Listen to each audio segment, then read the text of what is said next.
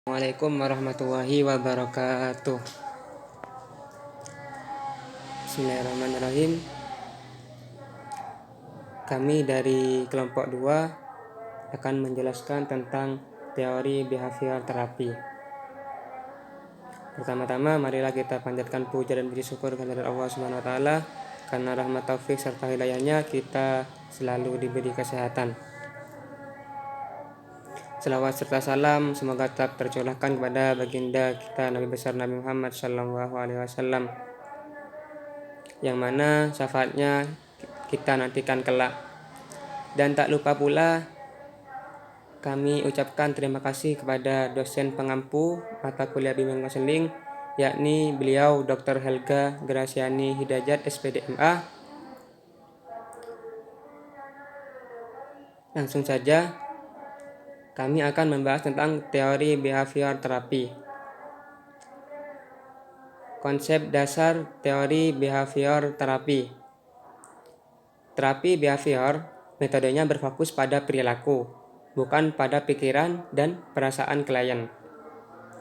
Terapi behavior telah digunakan untuk menangani berbagai masalah, misalnya depresi, kecanduan, kecemasan, kesulitan keterampilan sosial, masalah interpersonal, keterampilan akademik.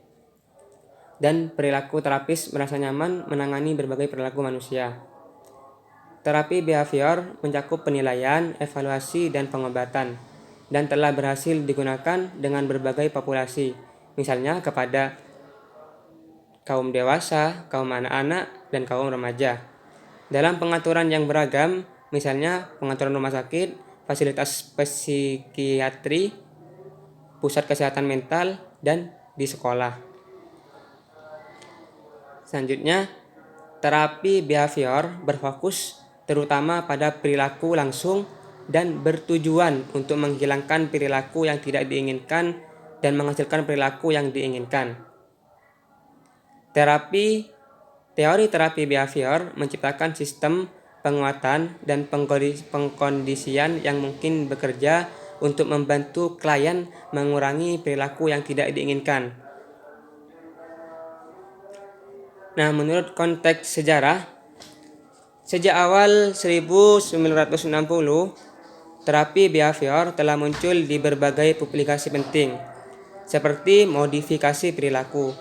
Pada tahun 1963, jurnal ilmiah pertama yang dikhususkan untuk terapi behavior, Behavior Research and Therapy, diterbitkan, dan pada tahun 1966, Association for Advancement of Behavior Therapy atau AABT dibentuk dengan Cyril Frank sebagai presiden pendiri. Selanjutnya, secara historis, Wolpe pada tahun 1982 mendefinisikan terapi behavior sebagai penggunaan yang dibuat secara eksperimental prinsip dan paradigma belajar mengatasi kebiasaan maladaptif.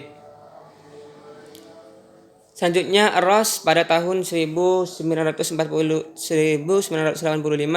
percaya bahwa terapi perilaku adalah penerapan ilmu perilaku manusia yang dikendalikan secara empiris untuk mengurangi tekanan psikologis dan modifikasi perilaku maladaptif. Nah, selanjutnya menurut pandangan manusia, terapi perilaku atau terapi behavior mengklaim bahwa seseorang adalah produsen dan produknya lingkungan hidup.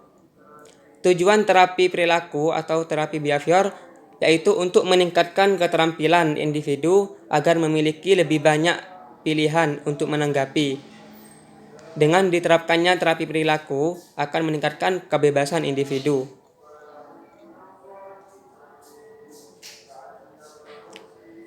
Nah, di sini pandangan terapi behavior tentang sifat manusia mencakup 3 fitur, yaitu pertama, menjelaskan individu diminta untuk bertindak daripada secara pasif merefleksikan kondisi lingkungan. Individu dibantu untuk mengambil tindakan khusus untuk mengubah hidup mereka. Dan yang kedua, lebih behavioris, maksudnya lebih dari perilaku prihatin tentang bagaimana kondisi lingkungan dimediasi kognisi atau pemikiran individu. Yang ketiga adalah peningkatan penekanan ditempatkan pada peran tanggung jawab atas perilaku individu. Lebih banyak fokus diberikan pada individu, pilihan perilaku tertentu daripada perilaku lainnya, dan belajar dapat menjadi cara yang efektif untuk berubah. Selanjutnya, prosedur behavior terapi. Apa saja? Ada 6. Yang pertama, desensitisasi sistematis. Desensitisasi sistematis adalah metode yang digunakan dalam terapi behavior untuk membantu klien secara efektif mengelola fobia dan gangguan kecemasan. Seseorang harus terlebih dahulu diajari keterampilan relaksasi untuk memadamkan rasa takut dan respon kecemasan terhadap fobia tertentu. Yang kedua adalah flooding. Flooding didasarkan pada prinsip pengkondisian responden, karena sifatnya dari paparan stimulus dalam waktu lama. Digunakan untuk mengobati fobia dan berbagai gangguan kecemasan seperti gangguan panik. Selama proses flooding, klien dihadapkan pada pengalaman menyakitkan mereka, dengan tujuan menggabungkan emosi mereka yang tertekan dengan kesadaran dan kendali mereka.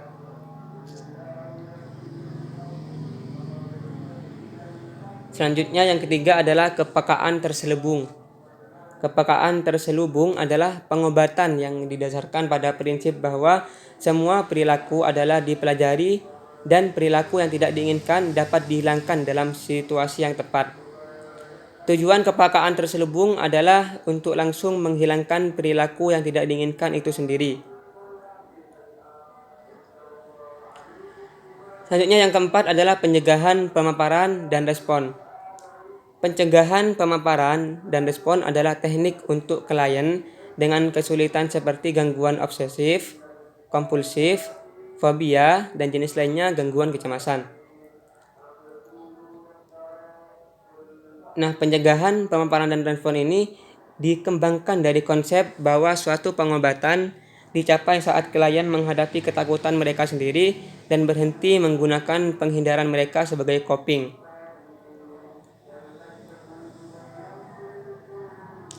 Yang kelima yaitu manajemen kontingensi manajemen. Kontingensi merupakan salah satu teknik dalam terapi behavior. Digunakan dalam pengobatan untuk klien dengan masalah penyalahgunaan zat, penambahan, dan atau mental masalah kesehatan. Dengan teknik manajemen kontingensi, perilaku klien adalah dihargai ketika mereka mengikuti aturan dan regulasi program atau rencana perawatan mereka. Selanjutnya, prosedur yang keenam adalah pelatihan pembalikan kebiasaan. Pelatihan pembalikan kebiasaan adalah paket perawatan perilaku yang harus ditangani berbagai macam masalah. Perilaku berulang dan kebiasaan seperti menggigit kuku, mencabut kulit, menghisap jempol, dan sebagainya. Pelatihan pembalikan kebiasaan mencakup 5 langkah. Yang pertama, kesadaran latihan. Yang kedua, pelatihan relaksasi. Yang ketiga, pelatihan respon bersaing. Yang keempat, manajemen kontingensi. Yang kelima, pelatihan generalisasi.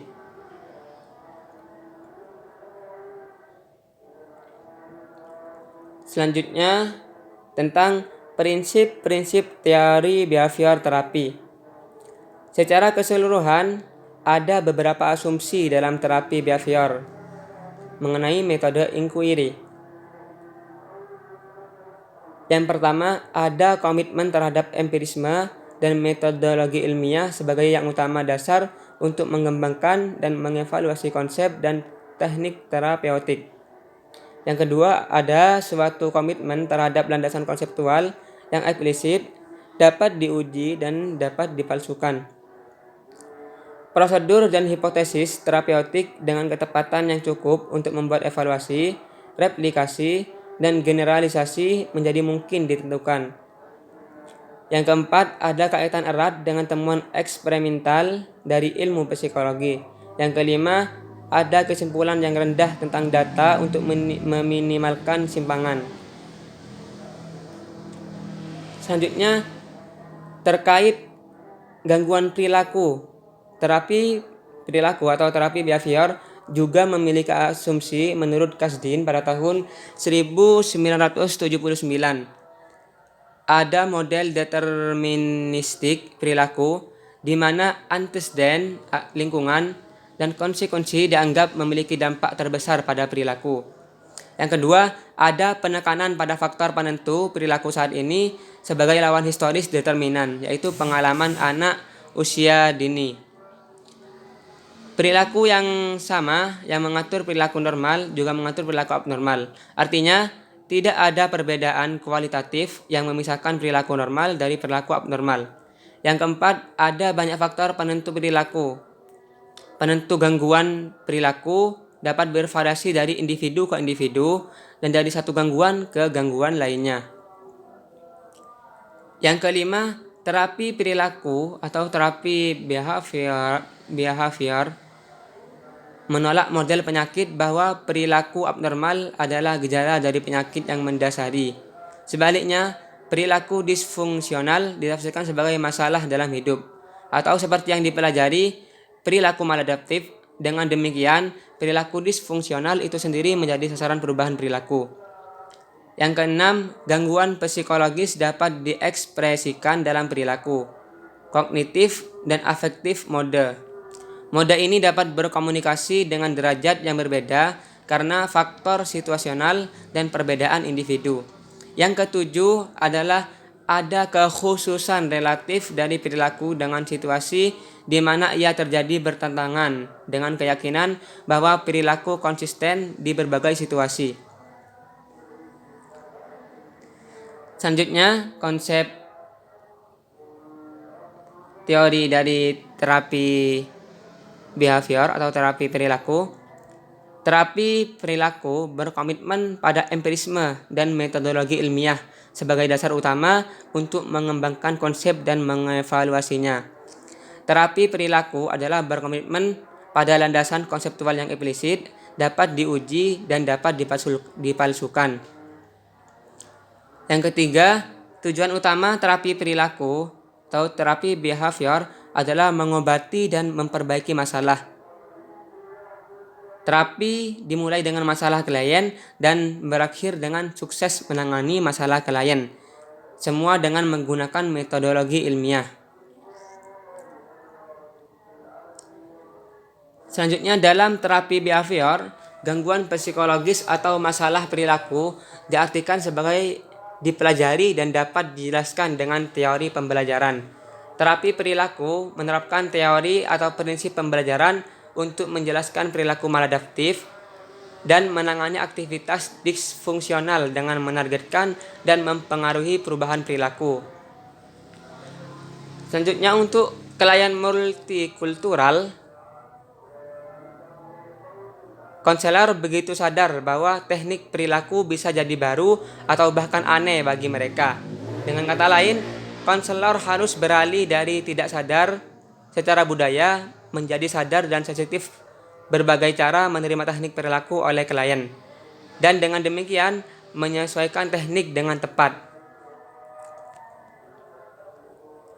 Selanjutnya, terapi perilaku dapat mengubah perilaku, tetapi hal itu tidak mengubah perasaan. Terapi perilaku atau terapi behavior tidak memberikan wawasan atau penyebab masalah. Selanjutnya, untuk meningkatkan wawasan dan emosi positif klien, konselor dapat memasukkan psikologi positif dalam konseling. Psikologi positif juga dapat meningkatkan kekuatan klien saat mereka mengubah perilaku mereka.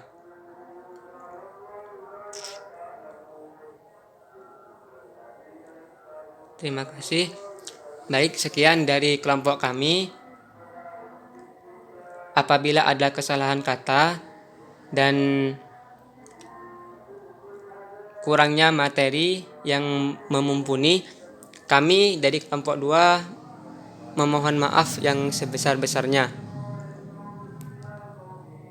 Sekian dari kami. Assalamualaikum warahmatullahi taala wabarakatuh.